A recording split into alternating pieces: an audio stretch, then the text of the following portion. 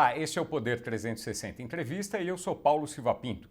Estou no estúdio do Poder 360 em Brasília.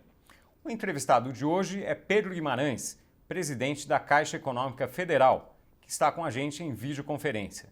Bem-vindo a esta entrevista do Poder 360. Um abraço, Paulo. Muito obrigado pelo espaço. É um grande prazer falar com vocês. A Caixa teve um aumento no número de correntistas de 33 milhões de pessoas com o Corona Voucher. Quanto que isso representa de aumento da base de clientes da Caixa? Ao redor de 30%. Nós já tínhamos 95 milhões de clientes e o que é muito importante é que essa base é uma base mais carente, que é exatamente o foco da Caixa Econômica Federal, e que nós teremos operações recorrentes, ou seja, não só de assistência, porque pretendemos continuar pagando, seja o Bolsa Família ou qualquer outro programa do governo, pelo aplicativo, pelo Caixa Tem, de maneira digital, e depois estender para uma operação de microseguros, onde certamente estas pessoas serão um foco para esse tipo de operação de crédito. Quantas dessas pessoas vocês esperam que fiquem como clientes da Caixa depois do pagamento do auxílio emergencial? Nós estamos pagando 67,7 milhões de clientes, né?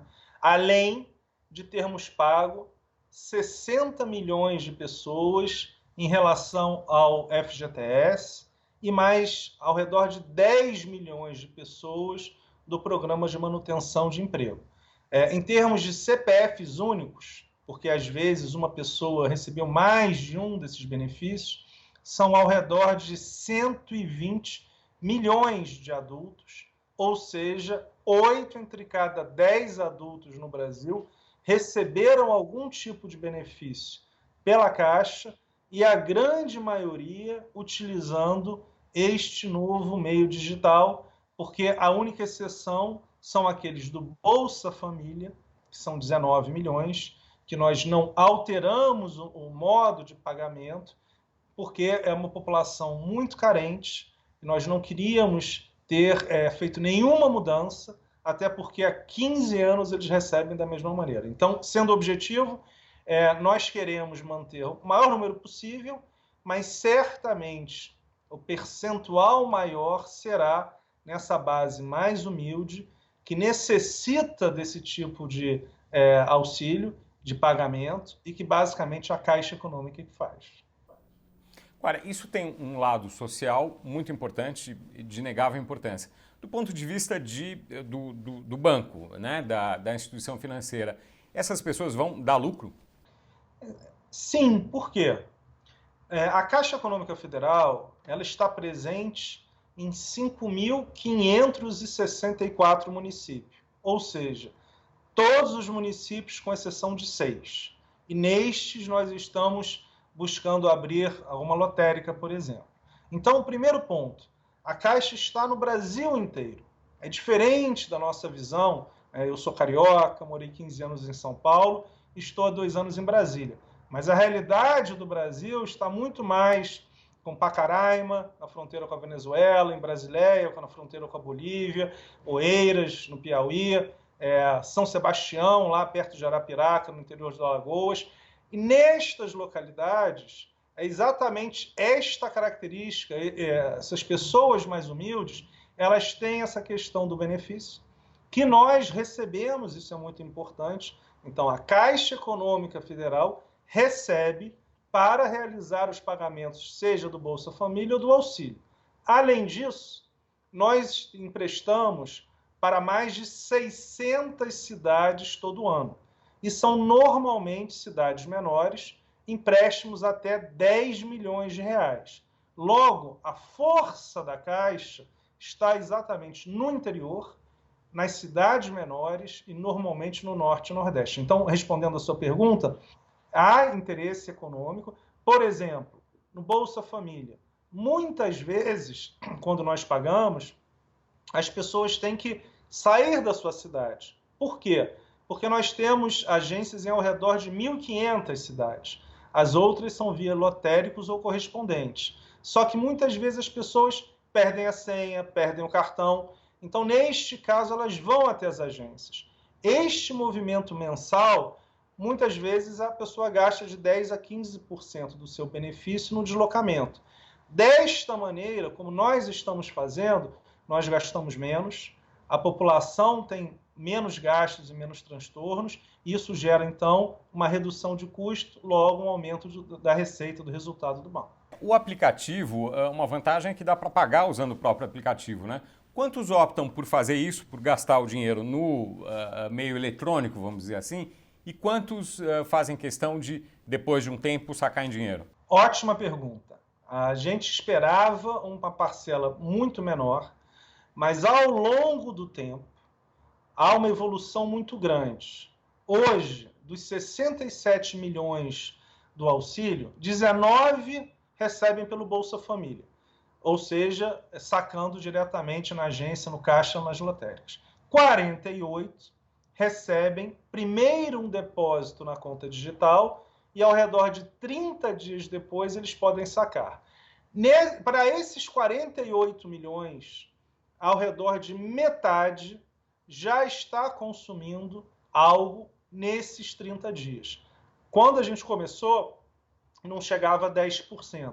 Então, mais de 20 milhões de pessoas passaram a utilizar o aplicativo, e isso é uma coisa muito impactante para nós, porque várias dessas pessoas são pessoas mais humildes que não tinham costume da tecnologia. Então, tem um outro ponto importante, que após a pandemia é uma inclusão social, digital, e aí eu venho com um ponto importante, muito relevante sua pergunta. Nós tínhamos ao redor de 40 milhões de brasileiros sem conta em banco, né, desbancarizados. E esta operação, ela bancarizou basicamente toda a população. Foram 33 milhões de contas abertas e, como não abrimos as contas para as pessoas do Minha Casa, do Bolsa Família, ao redor de metade ainda não tem conta, eles sacam diretamente nas agências da Caixa. O nosso próximo passo é abrir para todas as pessoas do Bolsa Família esta conta digital. Então, teremos chegado a mais de 40 milhões de pessoas bancarizadas. E aí uma questão empírica. Nós temos o Pix no Caixa Tem.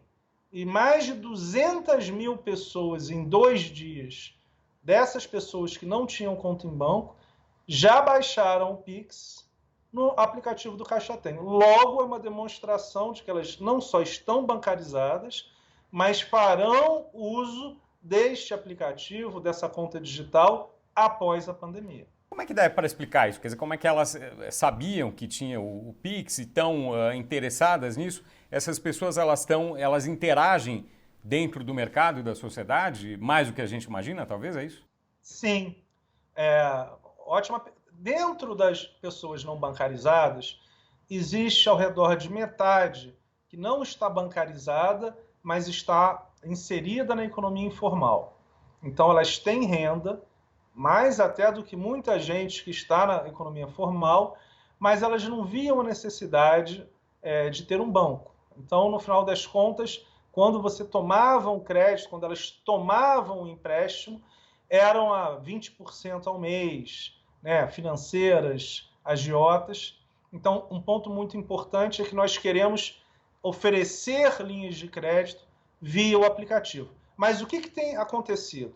Como nós começamos a pagar em abril, né, já estamos no 6º mês de pagamento, as pessoas foram várias vezes às agências. Então, é um enorme esforço da Caixa Econômica, importante para a sociedade, de explicar.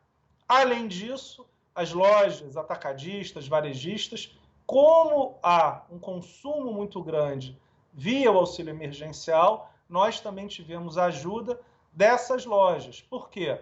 Hoje você pode comprar um remédio, comida, vestuário, basicamente em qualquer lugar que aceite a maquininha, porque aonde aceita aquelas maquininhas, aceita o auxílio emergencial porque há uma leitura, como se fosse em código de barras, o QR Code, e isso já é feito.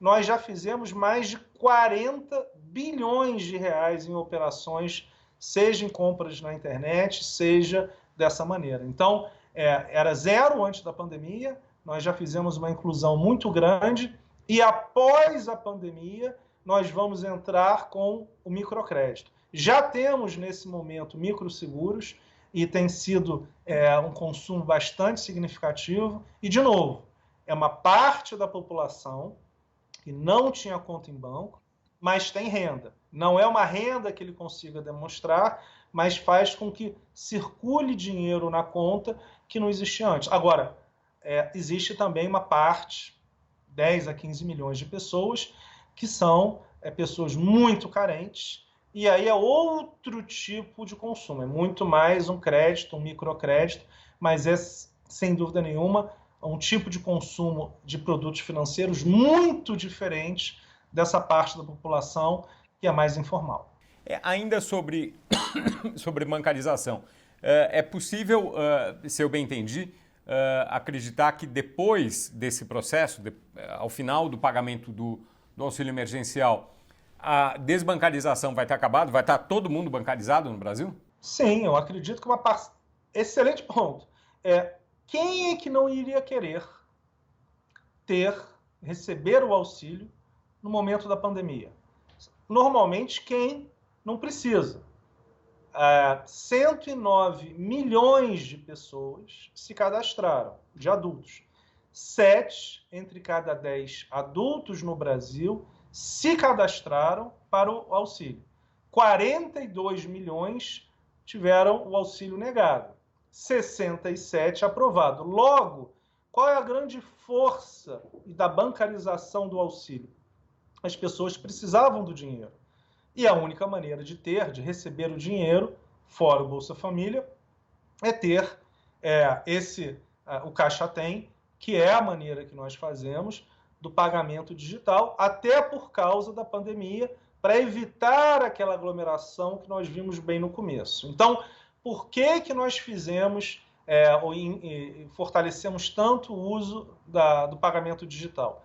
Para agilizar o pagamento e evitar a ida das agências, porque as pessoas consumiam, durante esses 30 dias, uma parte relevante do auxílio. Logo, muita gente nem foi sacar 30 dias depois, porque já tinha consumido o auxílio. E um outro ponto importante, no FGTS, das 60 milhões de pessoas que receberam, ao redor de 8 milhões também não tinham conta em banco.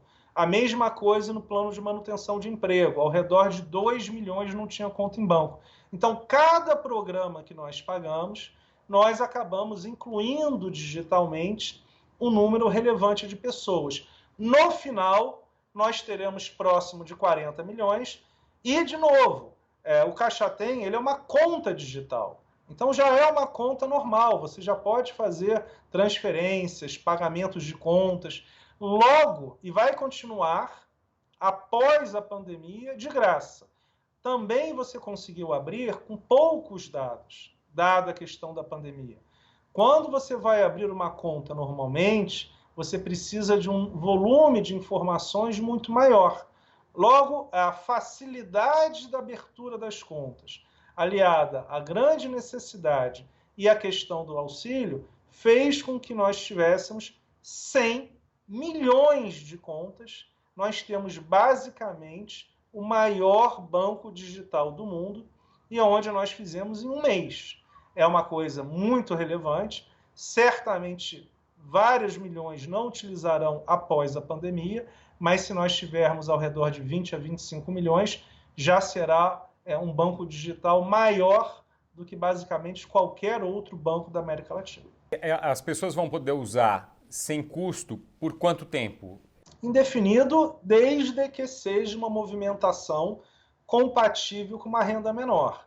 A partir do momento em que vire uma movimentação de uma conta normal, aí você vai ter custos se você não tiver outros produtos. É natural. Se você começa a consumir seguros, cartão de crédito e outros produtos, você tem até a isenção total da tarifa.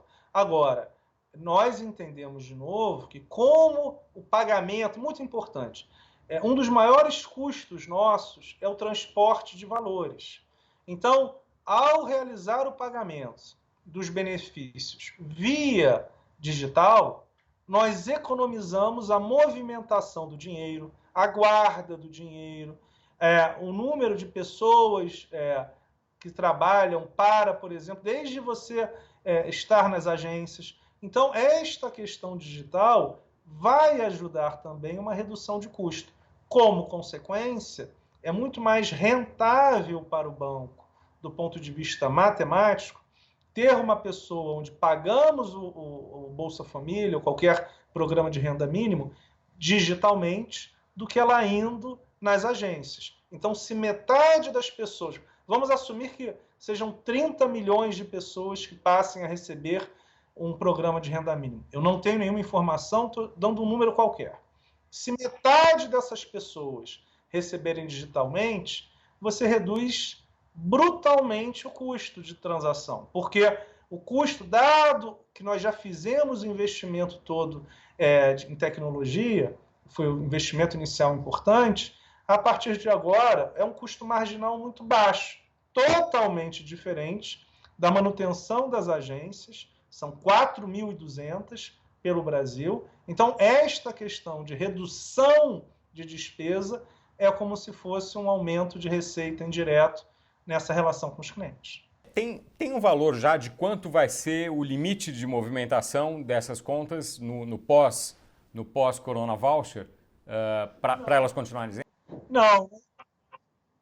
Nós estamos discutindo exatamente porque queremos realizar a operação de microcrédito, então tem muito dos próximos produtos que nós vamos incluir. Nós ficamos impressionados positivamente com as operações de microseguros, foram muito acima do que nós imaginávamos, com uma demanda muito grande, mas, de novo, tickets baixos, 30, 40, 50 reais por ano, mas são exatamente produtos para a parcela mais carente da população. Então, o nosso objetivo aqui é a massificação, até porque é natural que essas pessoas acabem tendo um aumento de renda e é muito mais fácil manter essas pessoas como os clientes da Caixa se nós acompanharmos toda a evolução financeira.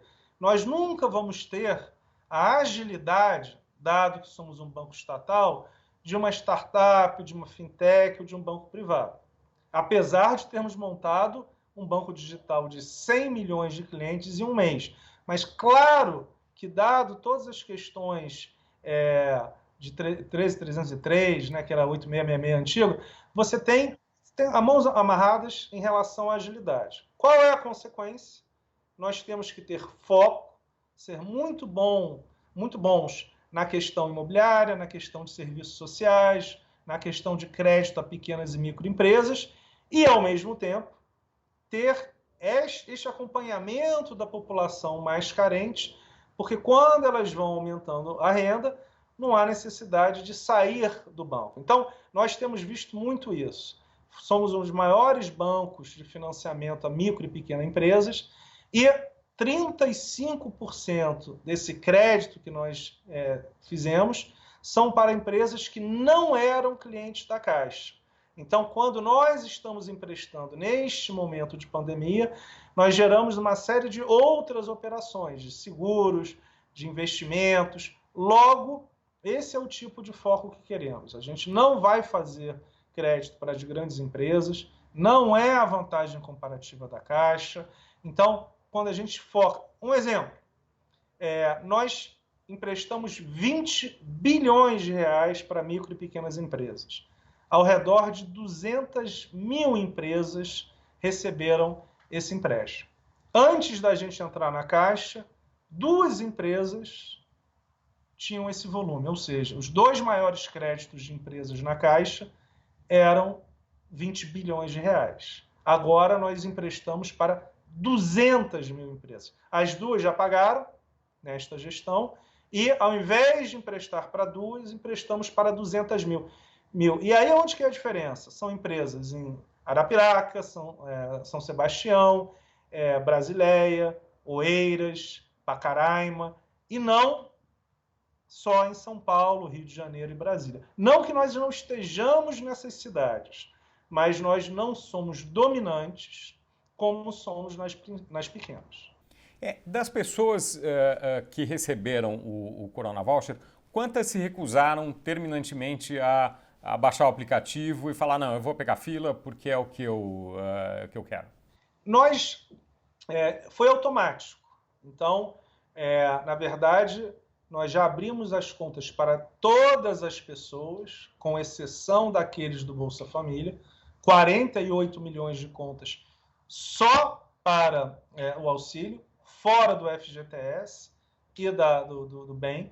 O que acontece é o seguinte, a pessoa poderia simplesmente não realizar nenhum resgate nesses primeiros 30 dias e realizar o resgate, o saque, 30 dias depois, direto na sua conta, na Caixa ou em outro banco. Era uma opção da pessoa, mas a grande maioria fez a utilização, eu diria que menos de 10%, mais de 90% ou utilizou, ou aí tem um outro ponto, tem uma parte da população que é muito carente e não consegue, precisa de ajuda até para sacar na ATM. Estas pessoas, elas realmente terão mais dificuldade e, de novo, provavelmente nós teremos os filhos ou às vezes os netos realizando as operações para elas. Mas mesmo assim, é muito impactante e importante, porque uma pessoa que receba um benefício social, que tenha um neto, uma neta, um filho ou uma filha, elas podem realizar as compras com esse aplicativo e não precisa ir viajar, de novo, muitas vezes 50 quilômetros. Esse percentual que foi mencionado, de 90% usando pelo aplicativo, isso certamente foi aumentando, né? Quer dizer, no começo não era isso e progressivamente chegou-se a isso. Perfeito. A gente, no começo, era 20% no máximo, e a cada... 20%, nem isso. Era o oposto. Começou com 10% utilizando, mas quando também começamos a poder utilizar via o QR Code, ou seja, as pessoas podendo comprar como se tivesse um cartão de crédito, e com o investimento das próprias redes varejistas, atacadistas, divulgando que elas poderiam realizar as vendas via o aplicativo, todo mês, todo dia, toda semana, nós temos um aumento na utilização e também com o FGTS, esse pagamento já foi, esse resgate, esse uso já foi muito maior, porque o FGTS está numa base da população com muito mais acesso à informação. Então, do ponto de vista do FGTS e do BEM, do manutenção de emprego, nós temos mais de 70% de resgate. Porque o que acontece, Paulo? Muitas vezes as pessoas utilizam, mas elas não fazem o resgate integral. Por exemplo, se recebeu R$600, utiliza 50, 100, 200. Mas a maioria já consome em 4 ou 5 dias 100% do valor. Tem alguma conta que a pessoa não tenha tirado nada, que esteja zero ali, congelada? Tem. E aí nós devolvemos com 3 meses. Ou seja, se não houver o resgate em 90 dias, esse dinheiro volta para a União. Mas é 0,01%, é muito baixo. Normalmente o que acontece tem que ter alguma coisa muito... Eu, pessoalmente, nunca, em nenhuma das agências que eu visitei, foram mais de 300 só durante esse período, não conheço nenhum caso, mas nós temos, porque fazemos o controle geral e realmente é um valor baixo, mas acontece. Tá. O microcrédito, como é que vai ser? Vão ser empréstimos de até qual montante, com qual tipo de juros, de carência, de prazo de pagamento, enfim? Nós estamos definindo agora, por quê? O microcrédito em si, com o aval solidário, ele tem uma regulação do Banco Central. Então depende muito de como o Banco Central vai regular a operação. Que nem quando nós fizemos há um ano atrás o crédito imobiliário pelo IPCA. Não havia regulação do Banco Central, basicamente a gente só poderia realizar a correção pela TR. Então o Banco Central editou uma mudança, pudemos realizar tanto pelo IPCA quanto sem correção nenhuma variável, ou seja, o pré. Agora, nós temos duas maneiras. O aval solidário, que o risco é menor. O que significa isso? Você, por exemplo, empresta, tem um grupo de 10 pessoas, é o aval cruzado. Se uma delas não pagar, as outras, por exemplo, 9, são responsáveis por isso. É um modelo muito utilizado, inclusive o Crédito Amigo do Banco do Nordeste é assim e é um sucesso. A operação mais simples, onde o aval é da pessoa especificamente, ela tem um risco de crédito maior, logo terá uma taxa maior. Então, para responder a sua pergunta, nós temos que entender a dinâmica. O que eu posso dizer é uma taxa muito inferior aos 20% que é cobrado. Nós estamos falando mais em alguma coisa entre 1% e 2% ao mês, mas, de novo, depende do entendimento do perfil do cliente, e nisto nós temos uma grande vantagem, porque já vamos ter 9 meses de acompanhamento de consumo dos clientes, em especial para quem faz a utilização do Caixa Tem. Então, quem utiliza a base do banco digital, nós vamos aprendendo o consumo dessas pessoas. Então, fica mais fácil, a análise de crédito fica muito mais eficiente, e vamos começar provavelmente em fevereiro. Certo. Mas a regulamentação, obviamente, vai ter que estar pronta até lá. Quando que ela deve sair, mais ou menos? Eu ainda estou conversando com o Roberto. Assim, ele tem um interesse muito grande, é um grande foco do Banco Central também. Nós somos amigos há muito tempo e acho que isso ajuda bastante. Ele está focado agora no Pix, que está sendo um sucesso, mas nós vamos conversar, até porque nós só iremos lançar um programa de microcrédito após, totalmente, 1 ou 2 meses depois do programa do auxílio, porque a gente não pode deixar que as pessoas confundam uma operação de microcrédito com o auxílio. São coisas diferentes. Um é uma transferência de renda e outro é um crédito. Então, nós também temos que ter muito cuidado, porque, inclusive, com um grupo de pessoas que nós vamos realizar esse empréstimo. Mas a grande dificuldade que nós tínhamos, que era de tecnologia, porque não faria nenhum sentido realizar uma operação de crédito, de microcrédito, pelas agências, nenhum sentido. Então, nós resolvemos isso. Temos agora, via o aplicativo, o custo é muito menor, a análise de crédito é massificada. Então, a partir de agora, nós conseguimos operacionalizar esse produto, que é um produto tão importante para a população brasileira. Perfeito. O seguro que vocês venderam, quantos seguros vocês venderam? De que tipo de seguro?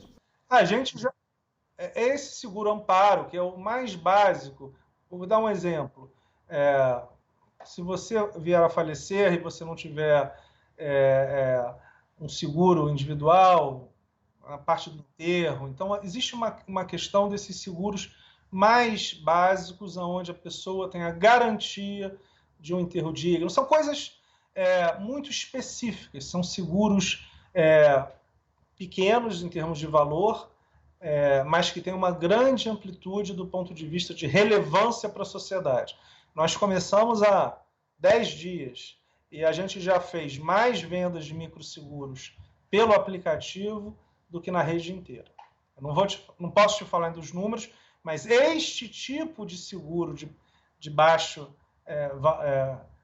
valor numérico, ele já está sendo mais efetivo nesta base de clientes do que pelas lotéricas e pela rede bancária. Certo. O lucro dos bancos caiu no segundo trimestre do ano, da Caixa também.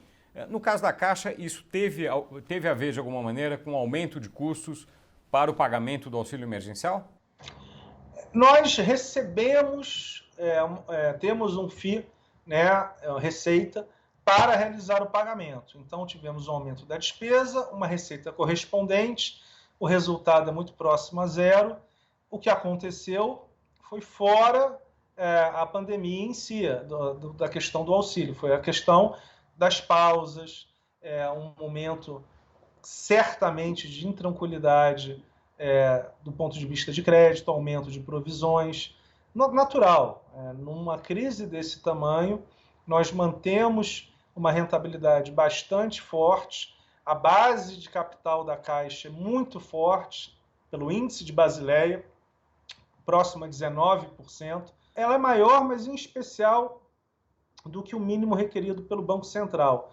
E nós temos um índice de liquidez, ou seja, do caixa que existe no banco sem nenhuma contrapartida, que seja uma contrapartida, por exemplo, mais de patrimônio, etc. Ou seja, nós temos um caixa livre para poder emprestar ou para poder fazer frente a qualquer problema de centenas de bilhões de reais. Logo, nós estamos muito líquidos e com uma base de capital muito elevada.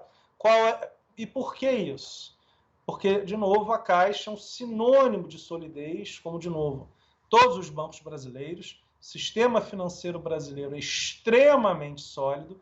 Agora, a Caixa se preparou. Ano passado, nós vendemos mais de 60 bilhões de reais em ativos, com resultados muito expressivos, e ao vendermos esses ativos, nós não só tivemos lucro, como se nós tivéssemos mantido eles na base de ativos do banco, teríamos perdido uns 5 a 6 bilhões de reais pela desvalorização deles.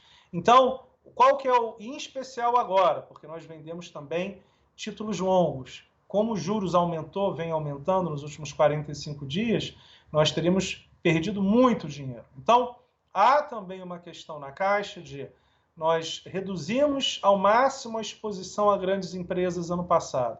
Realizamos todos os provisionamentos de crédito. Vendemos 60 bilhões em ativos. Então, fizemos caixa, fizemos resultado e, no momento da crise, nós estamos com um banco muito preparado e 90% da carteira de crédito da Caixa Econômica Federal tem garantia real ou garantia do Tesouro Nacional. Logo, a gente tem um impacto menor, certamente, do que se fosse no passado, desta pandemia. Há 10 anos atrás, a Caixa teve perdas muito relevantes durante a crise, exatamente porque tinha exposições grandes a empresas que acabaram entrando em dificuldades. Aqui, nós pulverizamos o risco, ou temos uma garantia do Tesouro Nacional de maneira explícita, ou, para finalizar, nós temos uma carteira de crédito imobiliário muito grande e temos a garantia do imóvel.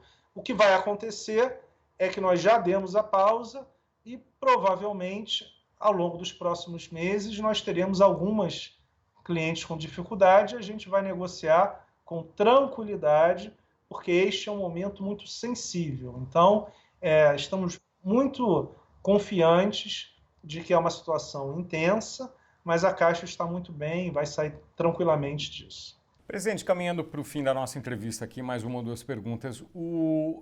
A abertura de capital da Caixa Seguridade, isso tem a ver com o seu último comentário, sua última resposta, ela está suspensa. É possível que seja retomada neste ano ainda? Não, este ano não. Certamente, voltando, nós temos 4 operações de aberturas de capital, seguridade, cartões, assets e lotéricas. E a mais madura é a de seguridade, tanto que o resultado de seguros tem sido muito forte. Nos últimos 3 meses, nós fizemos, cada mês, os melhores da história da Caixa Econômica Federal em seguros. Então, isso é uma demonstração de que a preparação para a abertura de capital gerou uma melhora muito grande na parte de comunicação entre as áreas, porque antes da gente assumir, as áreas eram muito estanques, ou seja, cada vice-presidência olhava para a sua operação e não olhava para a caixa econômica como um todo. Isso valia para seguros, cartões, assets também. O que veio a acontecer? Nós estamos com um volume muito bom de operações, resultados muito fortes, finalizamos as joint ventures, ou seja, as negociações com 4 parceiros que ficarão conosco mais 20 anos, pelo menos. Então, é um momento de consolidação na parte de seguros e nós não iremos abrir o capital em um momento de muita volatilidade, porque não precisa. Então, nós temos tranquilidade, é um objetivo, agora só faremos quando o mercado estiver muito mais tranquilo e nós não imaginamos isso antes do começo do ano que vem. E por quê, Paulo? Porque uma abertura de capital, entre você realizar o primeiro filing e precificar, são 2 meses. Então, é diferente de um follow-on, uma venda secundária, que pela nova regulação 476, você pode fazer em 10 dias, 15 dias. Então, enquanto nós temos uma janela de 2 meses, onde teremos volatilidade potencial, eu quero fazer algo onde nós tenhamos uma tranquilidade mínima para que a gente não fique muito apreensivo, dado que é a primeira operação da Caixa Econômica Federal, muito importante. Nós já temos uma demanda muito grande de clientes, então queremos que essa operação seja um sucesso absoluto e que não viva de alguma volatilidade momentânea do mercado. Nessas condições, quer dizer, seria mais para o meio do ano que vem, ou pode ser para o primeiro trimestre ainda? Nós estamos muito otimistas e realistas em relação à recuperação da economia. Como eu falei, nós estamos com um recorde de originação de crédito imobiliário, a operação de seguros está muito forte, a operação de assets está muito forte, a operação de consignado é recorde também, crédito a pequena e microempresa recorde. Aonde a Caixa Econômica Federal foca, nós temos resultados recordes. Agora, onde a gente não foca, não é para ter. Quem quer fazer tudo acaba não fazendo nada muito bem. Então, nos segmentos foco e também, claramente, políticas sociais, nós temos um banco muito forte, muito saudável e que os resultados serão vistos por todos os potenciais acionistas.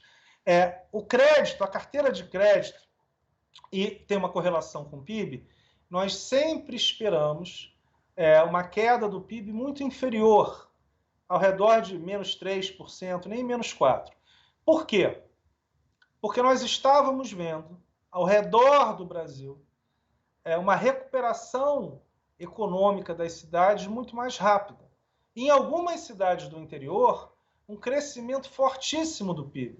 Em várias dessas cidades onde nós visitamos, não tem mais tijolo para vender, não tem insumos básicos, porque a operação do auxílio emergencial, que vai colocar entre auxílio e o FGTS mais de 350 bilhões de reais para a população mais humilde durante 2020, gerou um efeito muito grande no consumo, porque a maioria da população consome quem está recebendo o auxílio, não é que você vai poupar. Então, esse consumo significativo nesses momentos gerou uma recuperação do PIB, uma redução do crescimento, que a gente viu como bom. Logo, eu tenho a expectativa de que no começo do ano que vem, esses resultados serão mostrados com essa defasagem de 2, 3 meses, e a gente vai ter uma tranquilidade para as operações de mercados de capitais. Perfeito.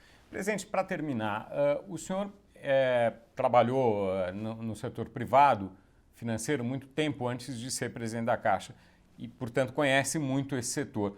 O que vai ser do futuro dos bancos? Essa expectativa de que as fintechs vão ocupar um espaço muito grande e os grandes bancos vão diminuir, vão definhar, é isso mesmo que vai acontecer ou é outra coisa? Eu não concordo. Tanto que a gente, em 30 dias, montou uma fintech de 100 milhões de clientes. E pelo que eu vivenciei, não sei se alguém conseguiria fazer esse esforço, porque, de novo, o Brasil, de 210 milhões de habitantes, É bem diferente do Brasil, da Zona Sul do Rio de Janeiro, e eu sou carioca da Zona Sul, ali da Faria Lima de São Paulo, ou daqui do Lago Sul de Brasília. É muito mais Arapiraca, na verdade, nem Arapiraca, São Sebastião, entre Arapiraca e Maceió, Pacaraima, na fronteira com a Venezuela, Brasileia, na fronteira com a Bolívia, lá no Acre, ou Oeiras, bem no interior do Piauí.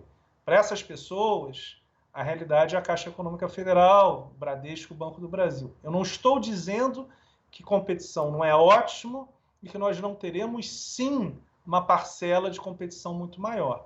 Mas, pelo que eu estou vendo no Pix agora, são 4 chaves por cliente.